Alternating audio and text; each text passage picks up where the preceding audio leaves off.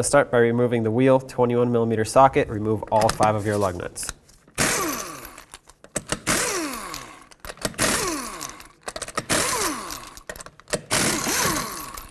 And remove the wheel. 14mm socket, remove both of these bolts that hold the caliper onto the bracket. Leave that one in a few threads and undo the bottom. All right, now you can remove the top fully.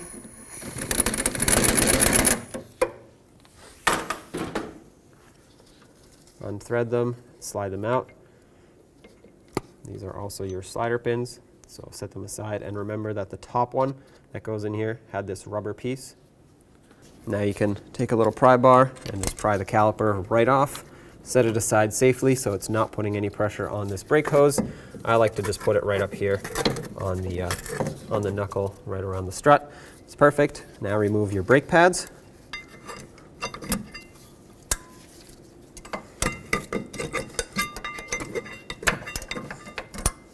And now we can remove these two 17mm bolts that hold the bracket onto the knuckle.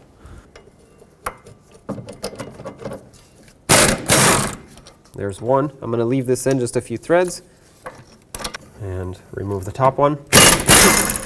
All right, now you can fully remove the bottom one as well. And remove your caliper bracket from the knuckle.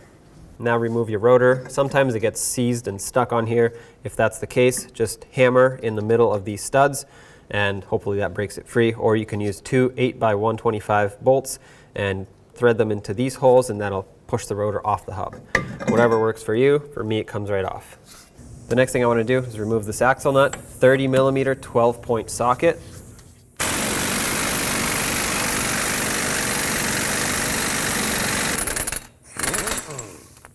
There we go. Now get a hammer and a punch and try to push the axle through.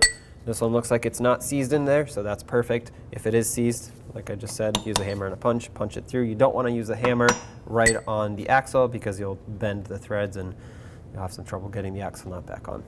Now if you spin this hub, line up one of these slots with the bolt that is behind it. There are 4 17mm bolts, kind of in a square pattern, that hold this hub onto the knuckle. And pretty much the only thing that's going to get in here is your 3/8 socket. Everything else might be too wide, so remove it. Remove all 4 of these 17mm bolts.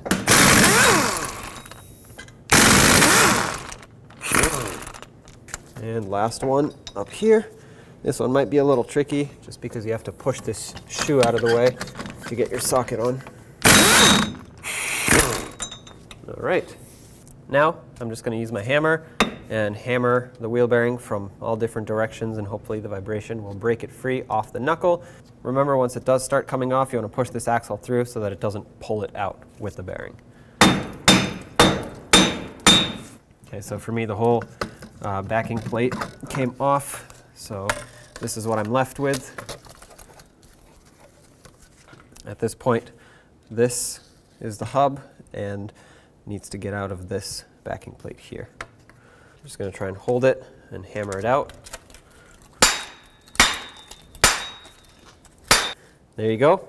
There's your old rear bearing. Let's get the new one in. This is obviously very rusty for us, so I'm just going to clean everything up with a wire brush, make sure there are no rust chunks and flakes hanging out anywhere. And I also want to clean out this inner ring here, the ring where the bearing sits.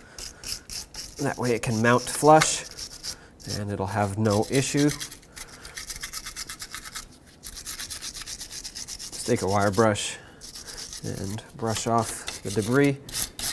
And I also want to come up here on the knuckle and wire brush this surface here. This one's not too bad, but I still want to clean it because I want to get rid of any potential rust flakes that might get caught between this surface and the bearing and the backing plate, because then it'll sit crooked, and obviously that is no good. So clean everything up, push the axle through a little bit. There we go.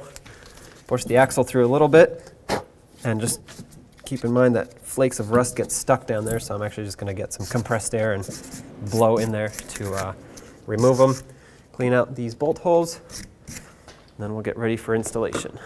I'm just going to coat the surface in some anti-seize. If you have the brushed kind, it might be a little bit better for this application just so it doesn't spray everywhere. But basically, put it on here. That'll prevent rust from building up. And this inner ring here, that's going to prevent the bearing from getting stuck in the future. I like to also get a little bit on the axle splines. That prevents the axle from getting stuck in the hub. And just a little bit on the back side of this. Perfect. Now you can get your backing plate, kind of position it where it's supposed to go. We'll get the wheel bearing. When you get the wheel bearing, make sure it lines up with the bolt holes, but also with the splines on the axle. Kind of has to line up with everything at once. Just like that. And if you didn't clean out that lip where it sits very well, it actually won't be able to push in. So keep that in mind. I'm going to take one of the bolts and get that one started. Line up the bolt holes, or the cutouts for the bolts. Push it through. That one is started. Once this one's in, I can let go and put on the other ones. Might have to move things around a bit, but they should all line up. And the more you put in, the more they'll line up. All right, let's snug them up. I'm going to go in a cross pattern, that way it seats evenly.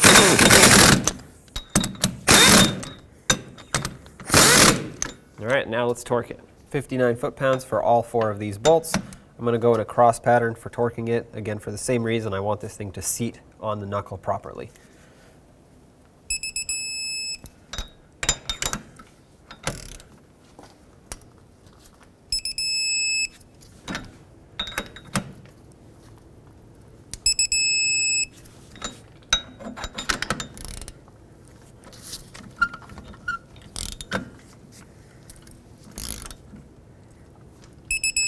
Now I'm going to go around one more time to make sure that they're all still at 59. These two were actually a little looser because as the bearing seated itself, these became slightly loose. Let's reinstall the axle nut, bottom it out, and torque it to 217 foot-pounds.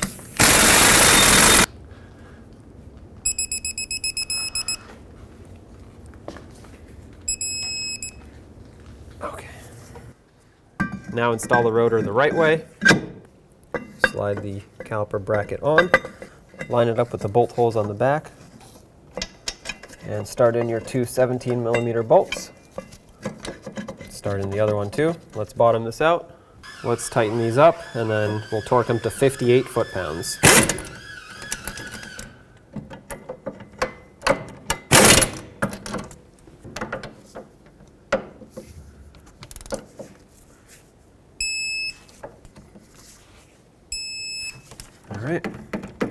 All right, let's install the pads now. You have to find the right angle because these little spring clips here want to push them out, which is their job, but makes it a little difficult for installation. There we go. Once you find the right angle, it should just slide right in. Now you can slide your caliper right over the pads. Make sure the boots don't get pinched there or ripped off or anything. And now let's get the 2 slider bolts in. Now let's put in our slider pins. The one with the rubber bushing or sleeve went on the top. There we go. That one slides right in. There we go. This one also slides right in. Snug them up and then torque these to 32 foot-pounds. Okay. 32 foot-pounds.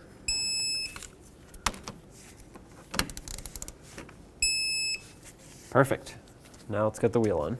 Let's get the wheel installed. Let's put all 5 of your lug nuts on, bottom them out, and then we'll torque them to 76 foot-pounds.